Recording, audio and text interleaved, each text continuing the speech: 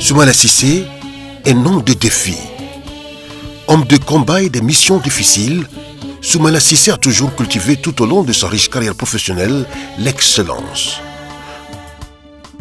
Major de sa promotion au lycée Askia à Bamako, il termine ses études en mathématiques appliquées et en informatique en France, à Grenoble et à Montpellier.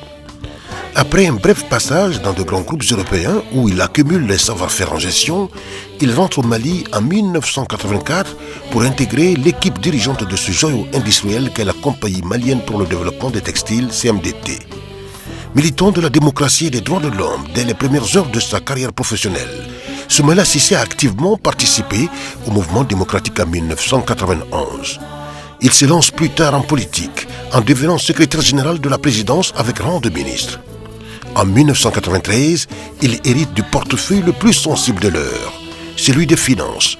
Objectif, veiller sur les grands équilibres macroéconomiques, réduire le déficit budgétaire et ajuster la balance des paiements.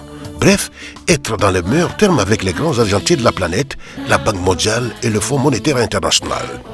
On retient de lui, après 8 années passées au ministère des Finances, l'image de l'artisan d'une croissance annuelle avoisinant les 7%.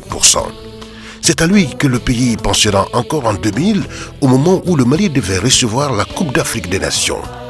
On lui confie un super ministère, équipement, aménagement du territoire, environnement et urbanisme. Un département qui a chapeauté l'ensemble des réalisations nécessaires au bon déroulement de la compétition la plus populaire du continent. C'est sous sa houlette que le Mali tient sa promesse en construisant à temps des infrastructures sportives et immobilières d'éventabilité la CAN en 2002. Pour cet homme d'État, les ambitions pour le Mali ne manquent pas. L'Alliance pour la démocratie au Mali, ADEMA, au pouvoir, investit le 6 janvier 2002 Soumaïla Cissé pour les élections présidentielles de 2002, où il arrive en deuxième position après le président Amadou Toumani Touré.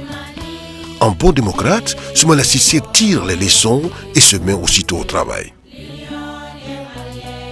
L'homme a toujours un regard sur son pays, comme en témoigne son discours prononcé en août 2004 à la cérémonie de sortie de la promotion Soumaïla Cissé de la Faculté des sciences juridiques et économiques de l'Université de Bamako, FJSE. Kennedy disait que plutôt que de demander « Qu'est-ce qu'a fait mon pays pour moi ?», demandez-vous « Qu'est-ce que j'ai fait pour mon pays ?»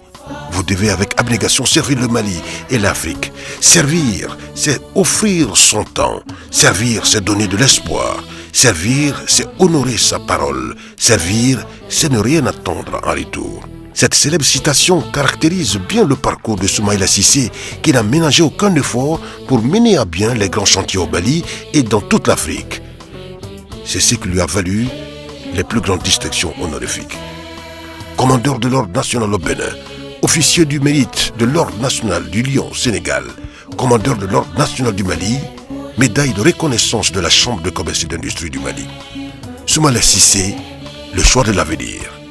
Soumaïla Cissé est donc un homme au long parcours, à la fois de technocrate et de politique, qui se lance une nouvelle fois dans la course pour le portefeuille présidentiel.